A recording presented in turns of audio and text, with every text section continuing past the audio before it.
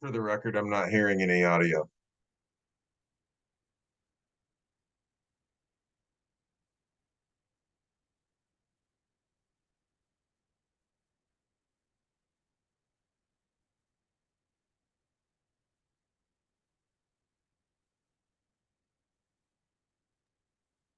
I'm also not getting audio. I think you need to unmute the Zoom card. You're all set.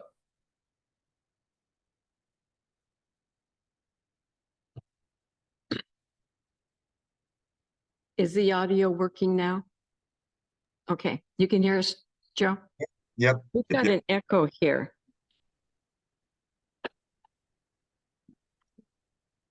How about now? We just had a bit of an echo in council chambers.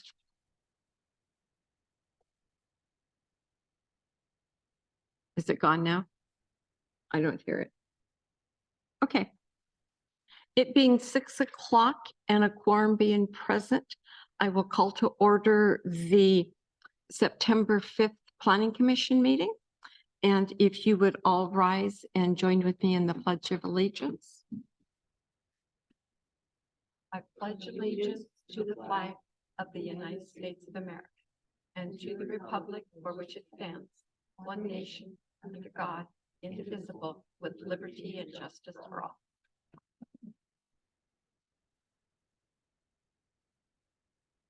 We welcome everyone to this evening's Planning Commission meeting, and we will start with introductions. And Paul, I will let you start. We'll do self-introductions. Paul Fontenot, Planning Commissioner. Stephanie Bailey, Planning Commissioner. Beck Ashby, Planning Commissioner. Annette Stewart, Planning Commissioner. Go ahead, Jim. Jim Fisk, Senior Planner, City of Port Orchard. Jackie Krukoff, Planning Permit Clerk. Okay, and then as we're looking at you on the screen, we would see Nick and then Joe. Nick Bond, Community Development Director.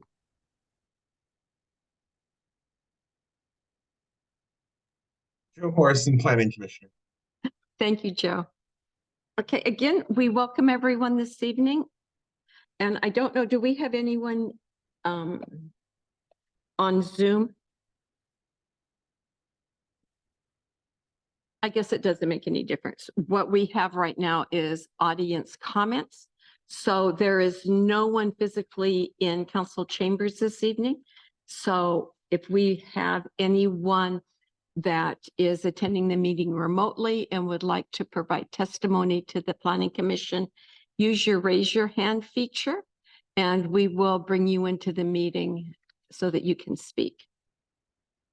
And I'm understanding that there is no one in attendance on the Zoom platform. So with that, we will close the public comment period and we will move on down to the approval of the minutes from the August 1st meeting. And needing a technicality here, Paul will be needing to abstain from those the approval of the minutes because he did not attend the meeting. And that only leaves 4 commissioners to approve. Can we do that? Because that doesn't have a quorum approving. We can? 4 is a quorum under the Planning Commission rules that are in Okay, place. perfect. Okay, thank you. Is there anyone who would like to move to approve the minutes from the August 1st meeting? I move to approve the minutes from the August 1st, 2023 Planning Commission meeting. Thank you. Is there a second? Second.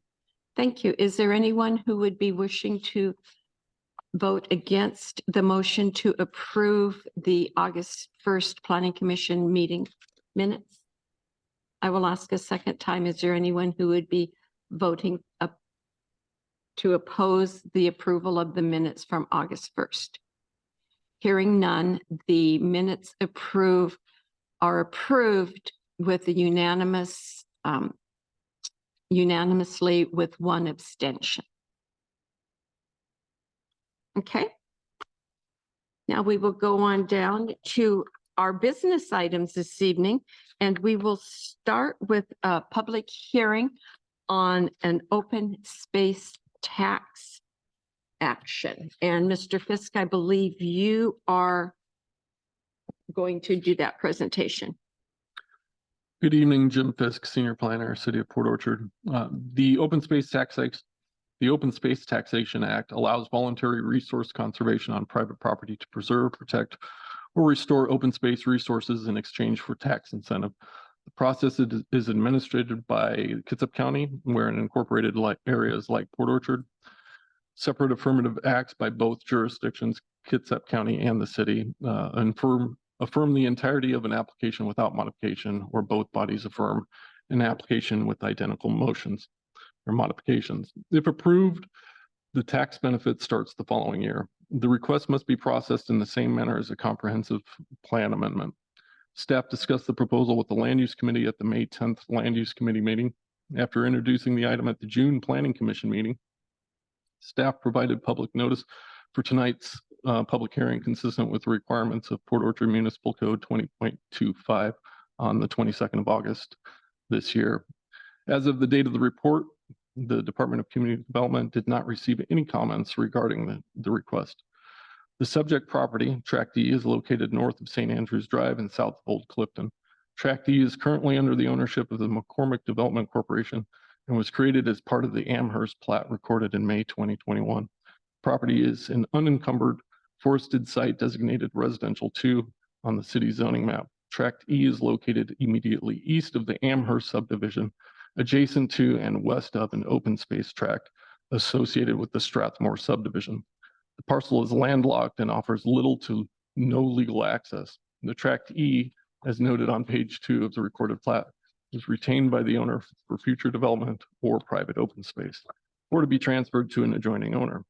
Staff recommends approval of the request and have included a proposed ordinance in tonight's packet for the Planning Commission's review and recommendation to the City Council. After tonight's public hearing, staff will forward the Planning Commission's recommendation to the City Council for a decision. Thank you. And with that staff report, I will open the public hearing for the open space tax request. Again, there is no one in the building to offer public testimony, and it's my understanding that there is no one attending remotely to provide testimony in this public hearing.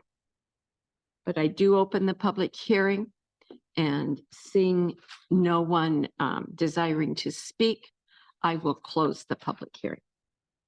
And with that, we will open it up to the Planning Commission for comment. And Paul, you were talking about this earlier. Do you have questions or comments? Yes, thank you. It just refers to in the ordinance here, in the drawn up ordinance to be approved, that says in determining whether an application made for classification or reclassification should be approved or disapproved, the granting authority may take cognizance of the benefits of the general welfare or the preservation of the current use of the property, which is subject of application, and shall consider the following. It goes through a number of things. Amongst those are conserving or enhancing natural, cultural, or scenic resources, protecting stream corridors. It offers enhanced recreation opportunities is among them. I won't list the entirety of them. But I don't see that the proposed tract, and that's really of the maps that were given to us.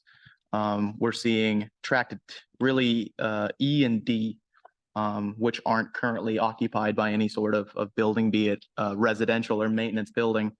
And having seen that, and of course the report that was also offered in our packet, I don't see how that really factors in how that would classify for the open space, which is mostly used to conserve, obviously land for either cultural or natural resources or just for recreational opportunities. Having seen the land personally, that area, it's already kind of closed off for maintenance purposes. There's a maintenance building on the site there.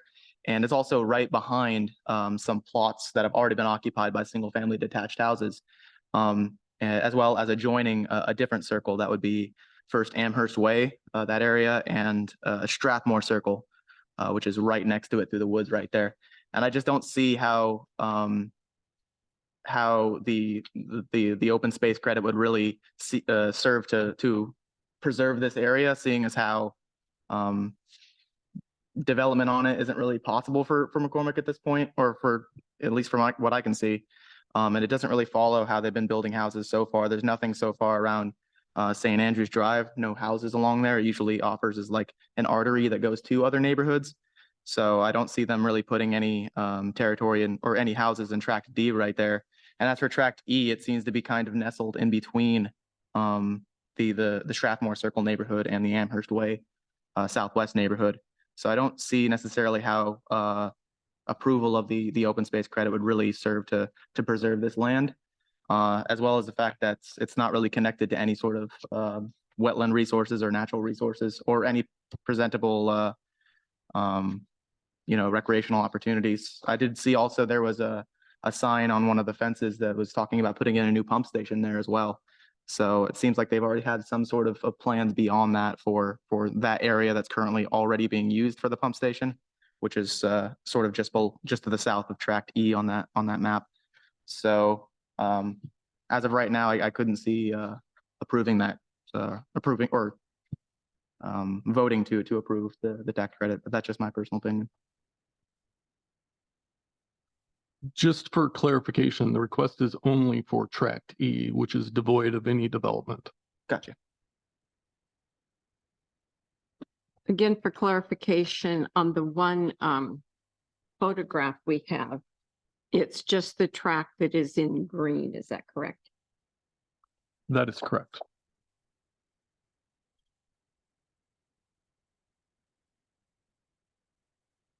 Does anyone else have comments? Stephanie, were you Just- getting? Just to clarify, Okay. Jim, the remainder of the greenery located around the parcel that we're discussing, am I correct in understanding that is currently open space itself? I'm going to see if I can share my screen here. Oh, can you help me out there?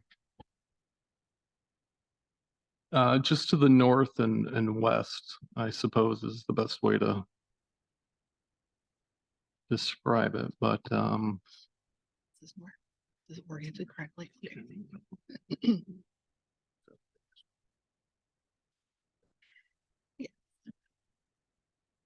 can you see that? Almost. Oh, yeah. We're getting there. There we go. Okay. The highlighted green, like you noted, is the subject property. This portion that I'm kind of dragging my cursor along here, this is part of the Strathmore subdivision immediately to the east. That was platted as permanent open space. So you Okay, can see that this parcel immediately adjoins existing open space. so this parcel technically could build upon that open space, just creating a slightly larger forest. The highlighted green, oh, build upon, okay, yes, it would essentially expand the existing open space to be at least an acre larger. Okay.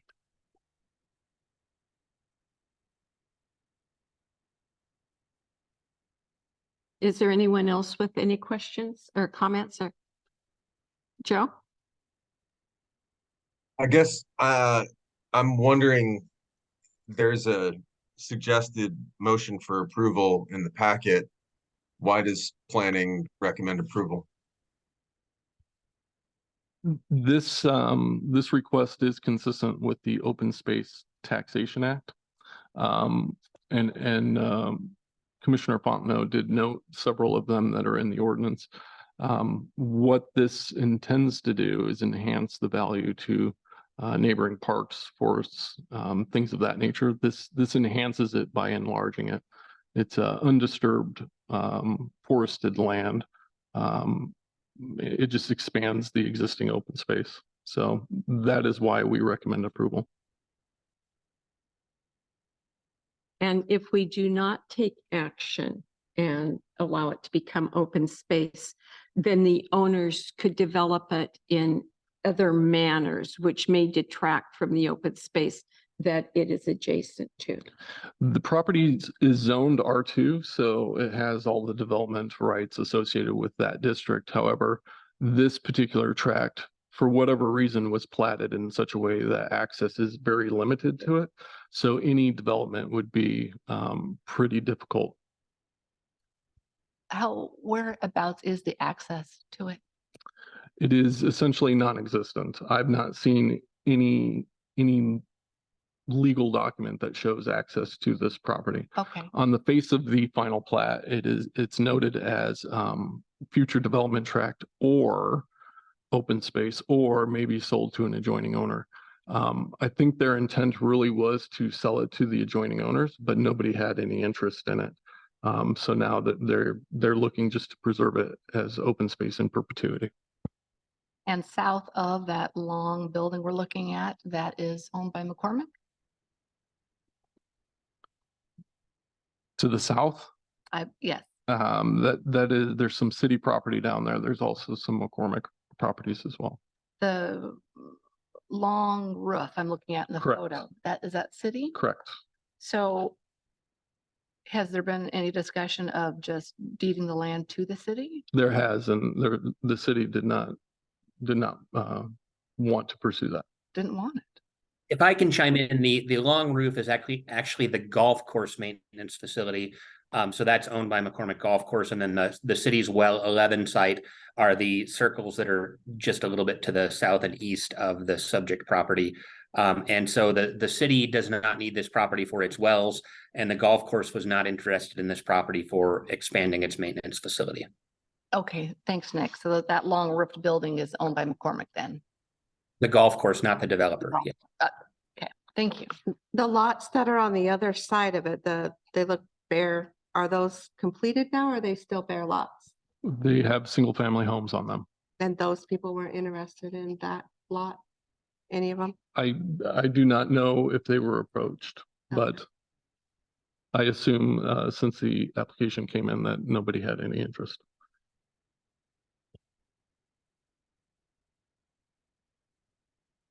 Is there any additional questions or comments?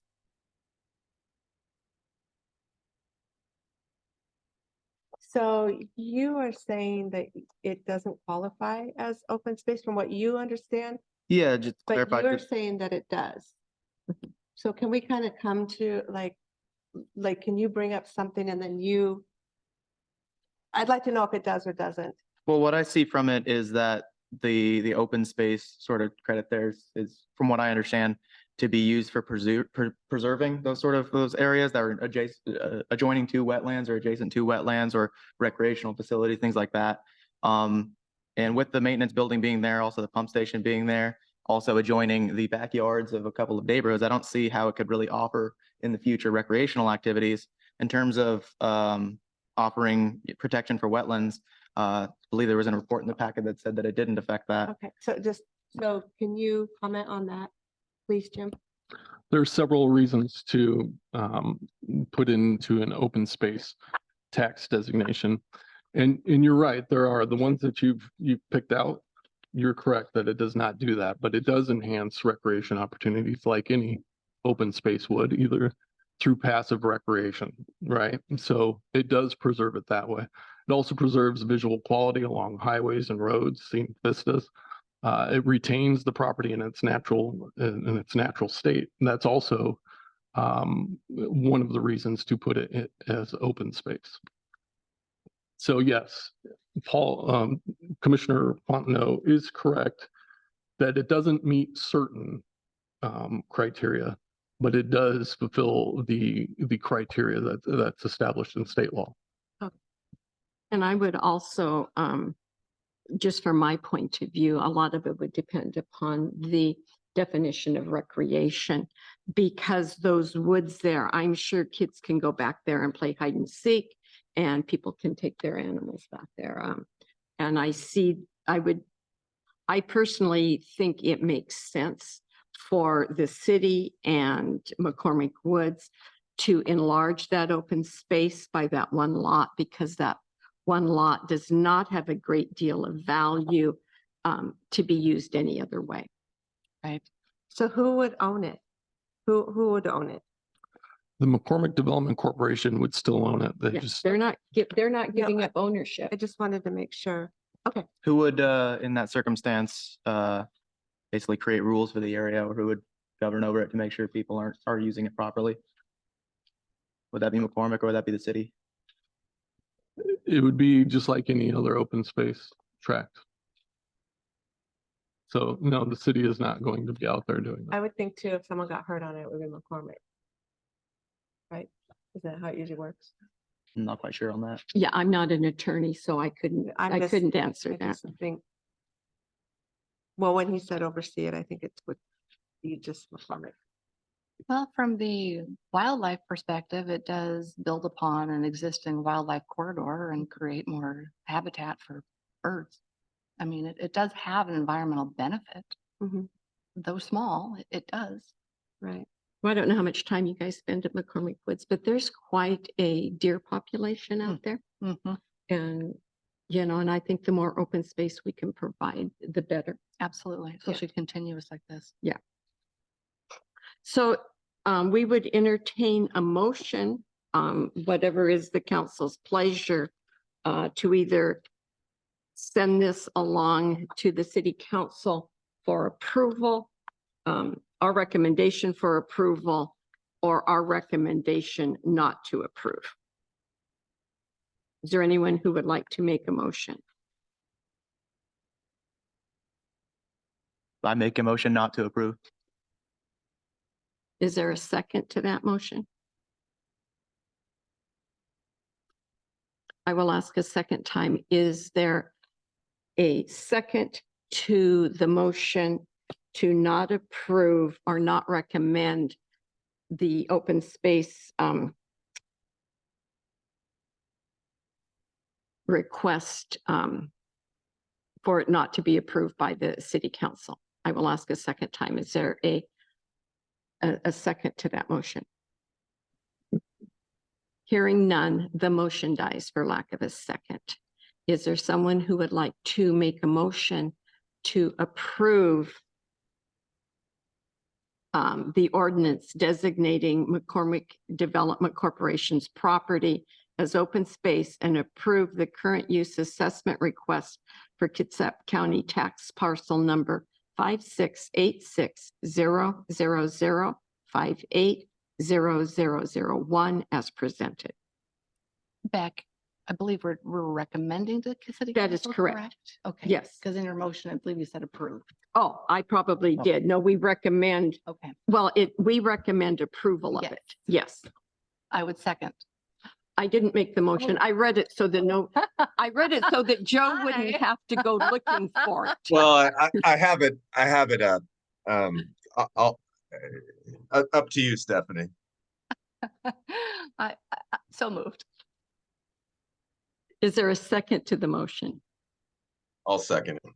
Thank you. No, I did that so that, because Joe's always looking for the motion to, I was flipping through looking for the motion. I'm guilty as charged. And I've had a tough time with the packet tonight, so I'm gonna just admit my faults. Okay, okay, there is a motion on the floor. Is there discussion on the motion? I think I'll just list my reasons for going ahead with this. It's the recommendation of our planning department as a qualified use of this exemption. So I think that I'm willing to trust the experts.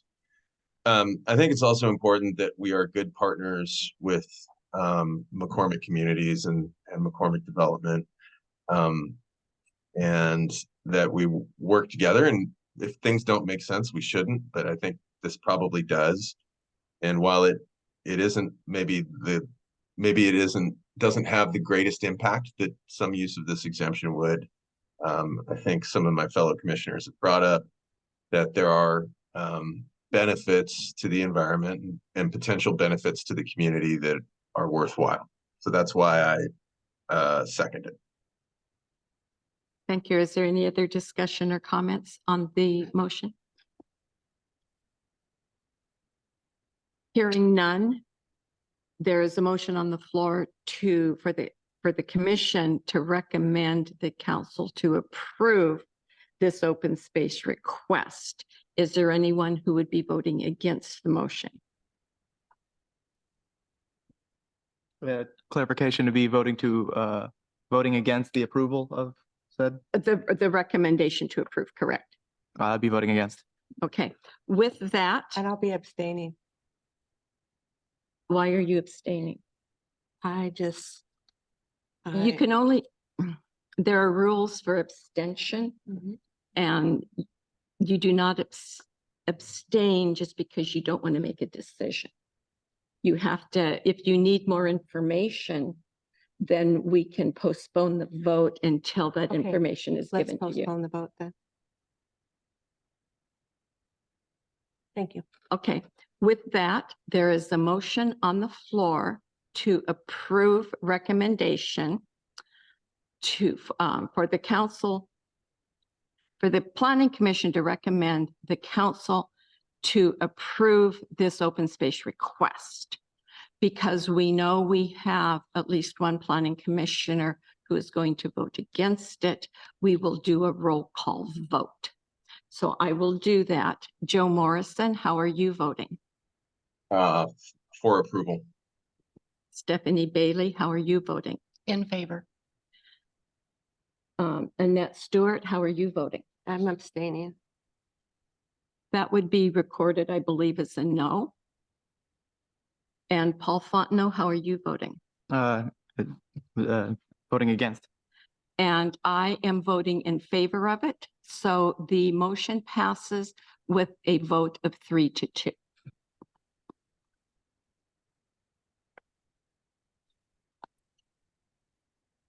And so we will move on down our agenda to the temporary signage in the right of way. Jim, I believe you had discussion you wanted on this. I think Mr. Bond is gonna. Oh, is Mr. Bond going to take this one? Yes, thank you. So the Planning Commission has been studying the issue of temporary signs in the right-of-way for the better part of a year. At our last meeting, we presented a report that was just photo documentation of the problem that we had collected over the past year as we had driven around and recorded the quantity and location of temporary signs around the city. Since the last meeting, we have also gone into Google Street View, which is the little Google car drives around town and records photographs of neighborhoods. And so we've been able to also look at Google Street View evidence from years prior to our collection efforts to really try to get a handle on when the signage started accumulating in the right-of-way. In addition, we requested from the Port Orchard Police Department data on accidents in these locations to try to understand if there's a correlation between car accidents and temporary signage that is cluttered near intersections and in the right-of-way. What we found, first of all, the ordinance that adopted a content-neutral sign code was passed in 2017. And so what we did was we looked at accident data in the 5 years prior to 2017 and in the 5 years after 2017. And we looked to see in the various locations that were studied, which are numbered as studies areas 1 through, I believe, 7, in the report. And in 5 out of the 7 areas, we saw that the 5-year average prior to 2017 was less than the 5-year average after 2017, which is when temporary signs became allowed. In most of these areas, we were able to document that temporary signage did start showing up in intersections in 2017. 1 or 2 areas had it prior to 2017, which would have been placed illegally under the old sign code. But nonetheless, we saw an increase in 5 out of the 7 study areas. In addition, the remaining 2 areas, while we did not see an increase, we did note that those areas had major traffic revisions in that period of time. And so that would probably account for changes in accident data. One of those corridors is the Tremont corridor, which we know has 2 roundabouts and was fully reconstructed. And so it's a totally different traffic pattern than what we had previously. The other one, the intersection of Sydney Road or Sydney Road Southwest and Berry Lake, used to be the traffic from Berry Lake would stop, but the through traffic on Sydney did not stop. And so there was a stop sign introduced in that intersection during the study period. And so we really don't know what influence that stop sign would have had on the possible occurrence of accidents. So we believe that the report that has been prepared at least provide some correlation between temporary signage and accidents occurring in the city and could be used as the basis for regulating temporary signs. And we have been exploring the options of what types of rules could be put in place, and we're seeking guidance from the Planning Commission now so that we can prepare a draft for presentation at your October meeting.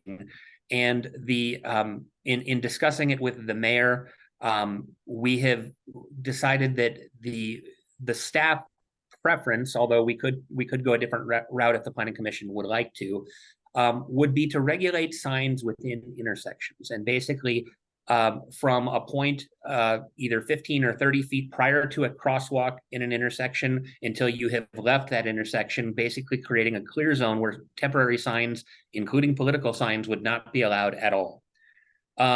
The other thing that we have talked about doing is there is some room to require to have different requirements for commercial signs from temporary signs. And what we've proposed is that we would implement a permit requirement for commercial speech in the right of way. And that would not apply to other types of speech. But if people want to go up and put commercial signs in areas, they would have to come forward and apply for a permit, show us how many signs they're putting up, where they're going to place them, and have that approved and on file so that our code enforcement knows whether the sign has or has not been permitted based on their temporary sign plan.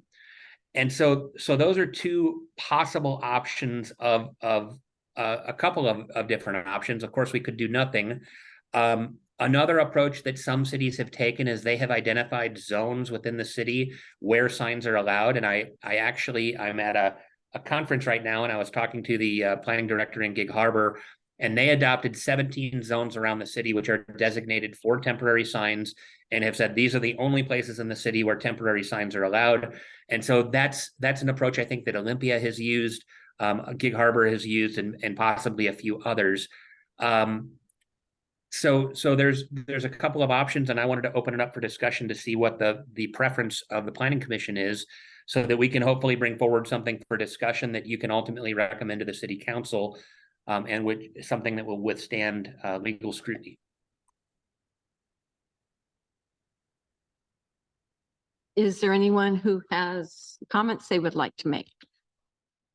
Yeah, I think that, one of the issues here obviously is speech, especially political, regarding that, allowing that, while simultaneously taking into account, driver safety and pedestrian safety as well, around these areas. Obviously, these signs are meant mostly for drivers, and so drivers are the ones who are going to be looking at them. So I think the suggestion of just limiting or outright banning signs within a certain distance of an intersection would be a positive step. That way people could still get the opportunity to express whatever they would like to express, be it commercial or political, while simultaneously taking into consideration the safety of people at the intersection. So, Does anyone else have comments? Joe, do you have a comment? I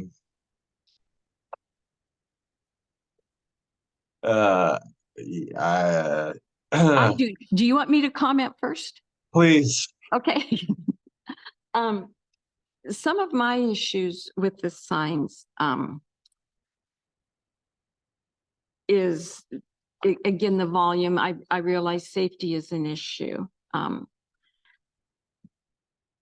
But if you do it, Nick, just at the intersections, and if we say we're doing it at the intersections for safety purposes, that's fine. And Paul spoke to that, and I can agree with that. However, it doesn't do anything for the aesthetics of the rest of the city, because then the signs will just be along the side of the road, and they won't be at the intersection, but they will be up and down Tremont or up and down Bethel or whatever. It won't be just at the intersections. So we're not changing the aesthetics at all. And I think that's where, when you mention Gig Harbor has zones or particular areas where signs can be, I think that I would favor that. because then we can control it for safety. We can also control it for the aesthetic value. And I realize that we cannot control the content, but I also like the idea of having signs permitted, particularly the commercial signs permitted. So just, and I don't know that it has to be an elaborate system, but at least a system where we have collected a name and contact information so that if there's problems with the signs, we have someone that we can call and actually resolve an issue. Because what we have now is whoever wants to put a sign out, they put a sign out, and we don't know when or where or how, and we have no one to contact. And again, I don't know how elaborate the permitting system needs to be.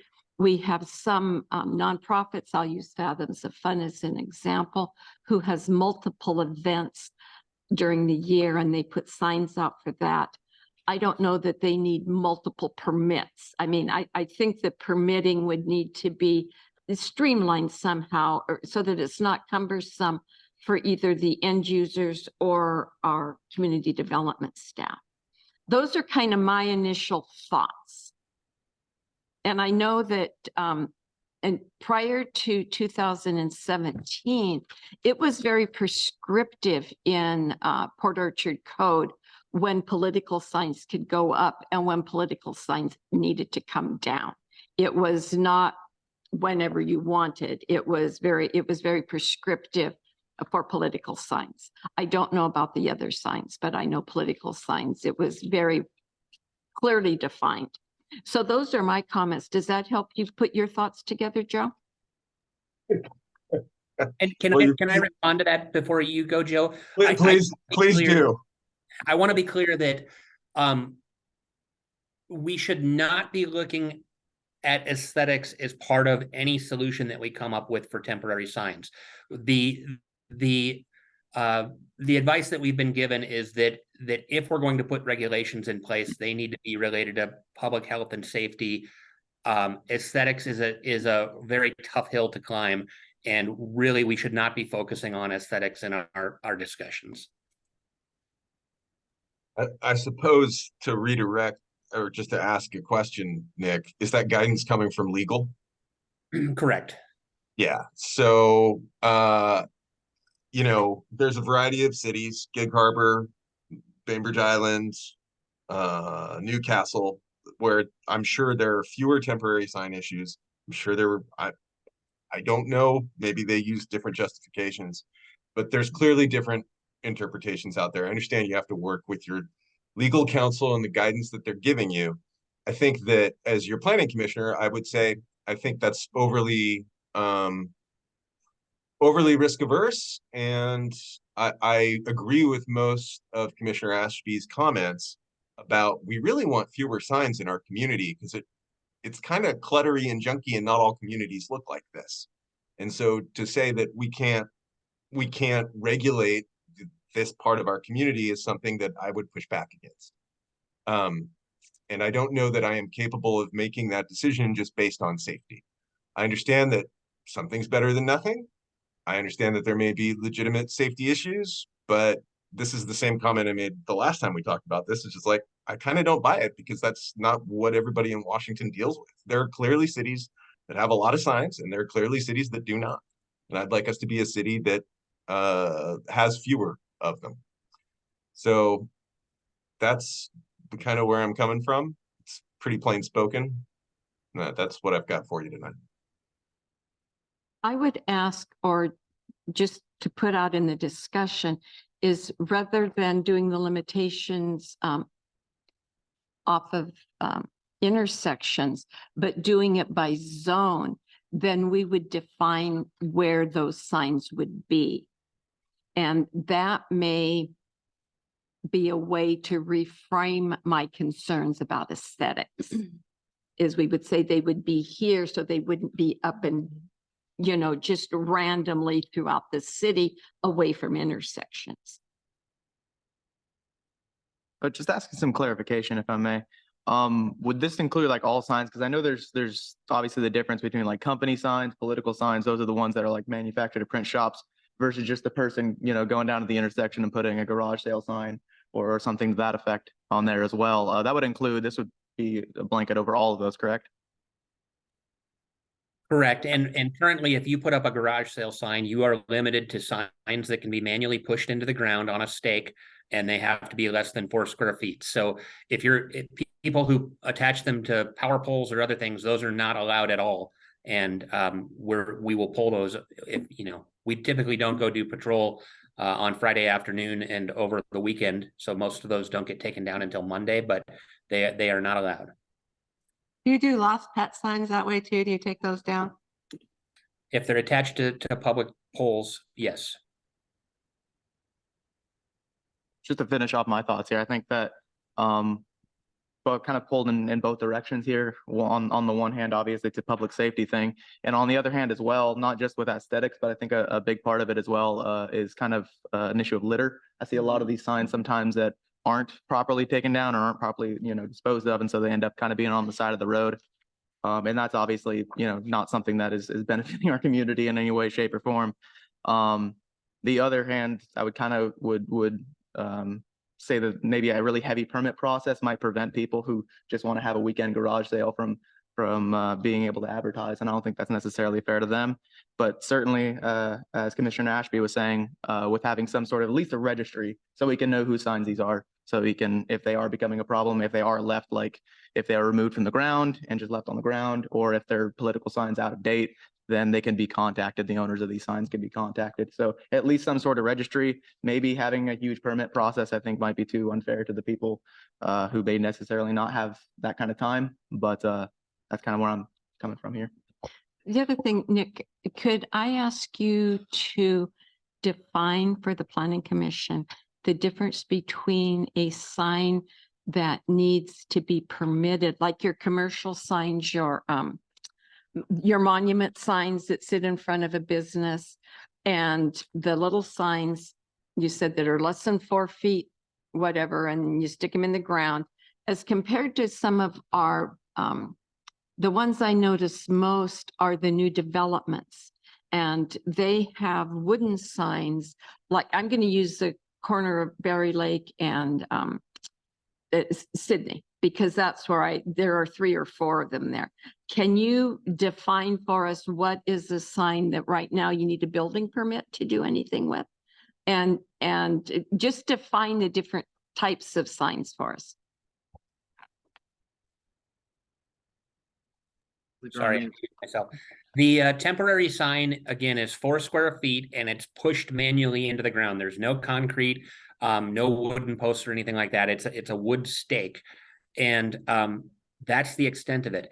Anything that's on posts that requires concrete or that has a wind load requires a building permit. And I don't think there are any exemptions in the building code from getting a permit for something that isn't lightweight that gets pushed into the ground manually. So any other type of sign would require a building permit in addition to a sign permit. The what is being proposed here, if we were to require permitting for commercial signs, is that those 4 square foot signs that can be manually pushed into the ground or hammered into the ground on a stake, if they're commercial, you have to come get a permit for the city. And a couple examples, you see the We Buy Houses signs around Port Orchard. That is a commercial sign. They have probably 20 of them around the city. And so we would ask them for a plan that says, these are where I'm going to put these signs. We would verify that the locations comply with our requirements, and they would have to obtain the permit before they can put that sign up. And if our code enforcement officer, you know, they're going to be aware of what temporary signs have been permitted and which ones haven't. So they have something they can look at and say, okay, I don't have to remove this sign because it was legally permitted versus other signs that can be removed. But again, for the garage sale concern, I mean, what people do after 5 p.m. on a Friday, people are going to do that, and we are not here to patrol it until Monday morning. So I don't encourage people to do that, but those signs don't get removed until Monday. The signs that I spoke of, the developer signs showing the new housing developments, those are not, are those just pushed into the ground? Or do those need a building permit? Technically, those should have a building permit if they're like mounted on 4x4 posts.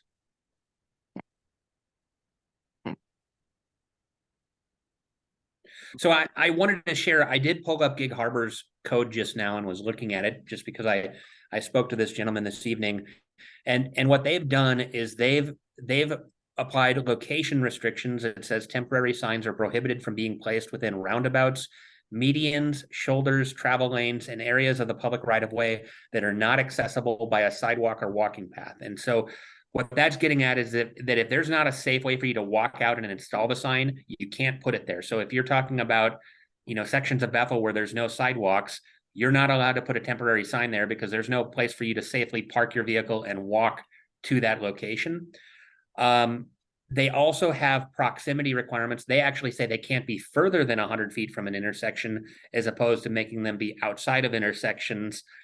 And so that would be sort of contrary to our findings on safety, but perhaps they can be within a certain proximity of an intersection, but not in the intersection itself. And then there's some safety requirements. They do require permitting on the face of the sign, and that was something that seems really difficult for us to administer. I really don't want to go down the road of permitting them on the face of the sign, but I wouldn't be opposed to requiring permits so that we have something on file and know which sign is allowed and which one isn't. And then they go on to regulate signs on private property separately from in the right of way with other standards. But if you wanted to use the zone approach, basically they say it has to be within proximity of an intersection. And then they also identified 2 specific road corridors where it's allowed along the corridor. And that's what they're calling, I guess, the traditional public forum for speech. So if that's an approach that the Planning Commission would be interested in pursuing, we can talk to our attorney about drafting that. The alternative would be to just do the safety-based restrictions on placing them in the intersection and then trying to get a handle on commercial signs and make sure that they're being installed correctly and that they don't exceed size limitations, et cetera, through the permitting process. And of course, we can't require permits on protected speech because it's a prior restraint on political or religious speech or other protected speech. My other opinion that I want to share with everyone is the commercial signs that we see, whether they're for people cleaning roofs or removing junk or we buy homes, whatever those commercial things are, they are using our right of way for marketing and we're getting no revenue from that. And I'm not sure that we should, but I think they are using public property for their own personal gain. And that just kind of is a twitchy for me. I'm just saying that. And the commission can, offer your own opinions. I kind of like the zone approach. I kind of like the approach where we know where the signs are going to be, and if they're not in that area, they don't belong. And I also would support a simple permitting for the commercial signs. I don't know if that moves on to political signs. I'm not sure exactly how you would define that, but I would be open to that discussion. But those are just my thoughts, and I'd like the rest of the Planning Commission to offer some opinions so that Nick and Jim know how to move forward with this. I would like to look further into the idea of zones. I like that idea. I think we're all kind of tackling it from the same direction. I mean, nobody wants more signs, obviously, but Right. I think that positive was when you had mentioned, Nick, the Gig Harbor's code. They said that they're not allowed to be in any places where there's not a pedestrian pathway, so like any sidewalks. I have noticed that sometimes the signs do get in the way of when you just have the shoulder to walk along. Mhm. If you're walking along the road or biking along the road, it can kind of be a little dicey when there's signs in the way. So I think that would be a positive measure as well. Mhm. Would that mean like something coming down Port Orchard Boulevard, no signs could go there? If we said there had to be a sidewalk, yes. Okay. I have a Uh, question about, so the, signs that we put up for public notice. So those stay up until till they come before the council or the hearing officer or the hearing? Those are supposed to come down within 2 weeks of the action or deadline that is associated with that notice sign. And Okay. those are exempt from permitting requirements because they are official government required signs. So Okay, our code exempts them entirely from any permitting requirements or regulations. But they are supposed to be taken down in a timely manner, and sometimes developers leave them up for a long time, and until somebody calls us and tells us, we really don't patrol that. We just hope that people do the right thing, and we call them when it's brought to our attention. okay, because there's that one there on Bethel that's been there for a long, long Mhm. time. Across from, kind of by Kentucky Fried Chicken up there on the left. Yeah, we got a Yeah. call on that recently. We contacted the owner and asked to have it removed, so it should be Okay. coming down. Okay, but they should take them down then right after their Correct. hearing. Okay, thank you. Joe? I think, yeah, I think I'll chime in here. So first, I need to thank Nick and Jim for working on this. I think they've worked on this for 6 or 8 or 10 months at Right. this point. And we really appreciate that because we care. And I think even Commissioner Ashby might have brought this up. Somebody did, but whoever did, thank you. So Jim and Nick and planning team, we thank you for putting up with us. Obviously, we have an opinion about this. I think you'll find that the commissioners will be supportive of most of what you come up with. My own perspective is I really want, if you're going to use a permitting process, I definitely want it to be easy on the planning department.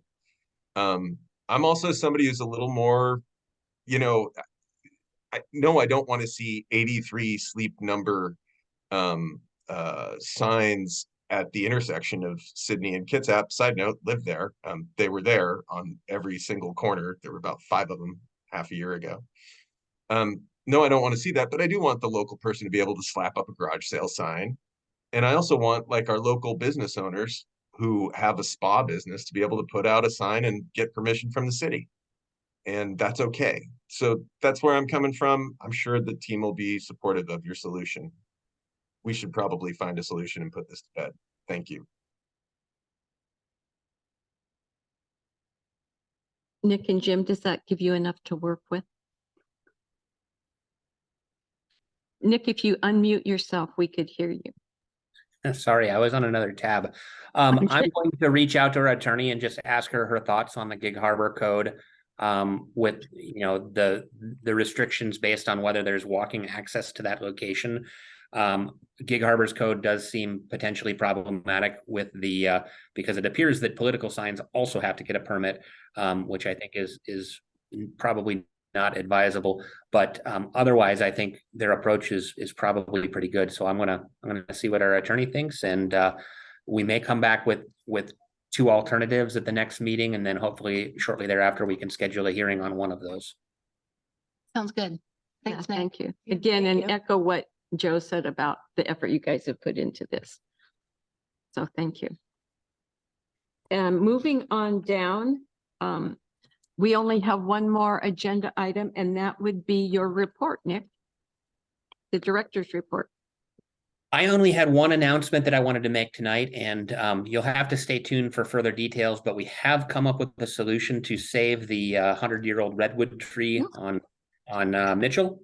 So we have the developer and the proposed business have agreed that they would like to try to protect the tree. We've come out with an alternative site layout.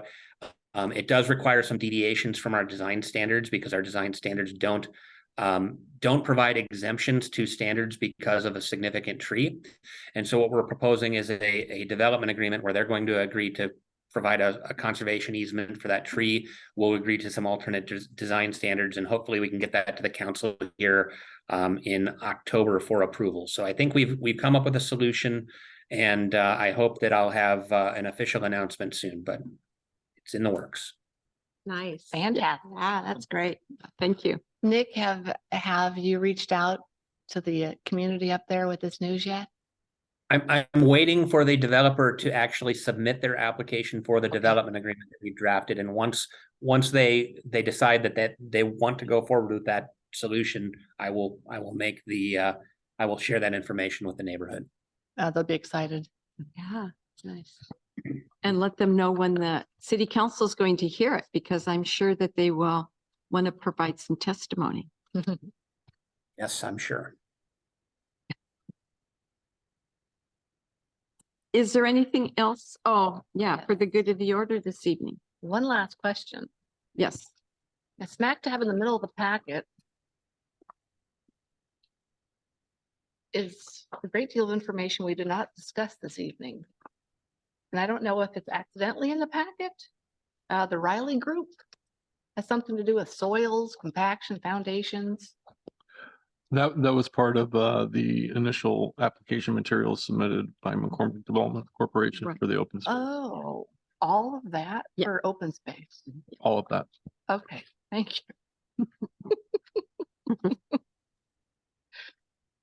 Can I provide a kudos? I want to thank Commissioner Fontenot for his prep and his diligence, and how well he's spoken. He's an awesome part of the Planning Commission, and I appreciate his perspective. Absolutely. Absolutely. Is there anything else this evening? Seeing none, we will stand adjourned. Thank you. Bye.